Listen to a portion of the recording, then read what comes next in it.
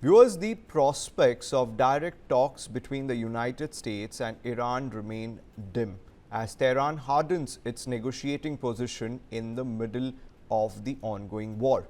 Now, viewers, according to multiple senior sources in Tehran, Iran is now preparing to seek major concessions from Washington before it even agrees to enter serious negotiations.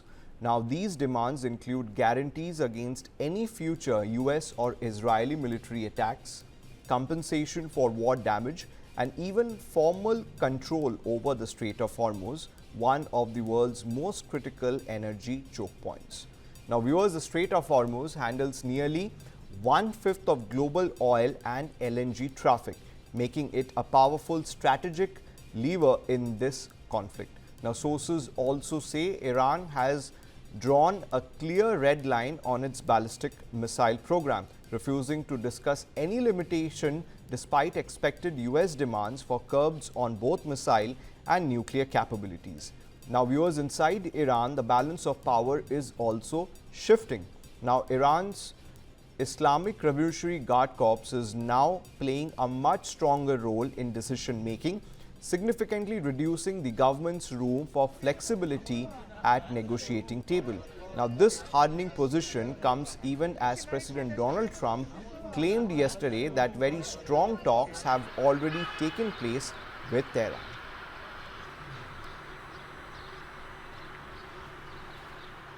We want to make a deal, and we are very willing to make a deal. It's got to be a good deal, and it's got to be no more wars, no more nuclear weapons.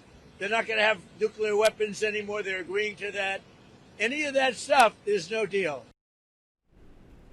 Viewers, Iran has publicly denied that any direct talks with Washington are underway.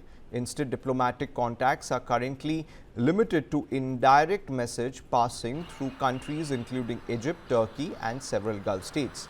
If such talks do happen, Iran is expected to send Parliament Speaker Mohammad Bakir Kalibaf and Foreign Minister Abbas Araghchi, though final decision will still rest with the Revolutionary Guards.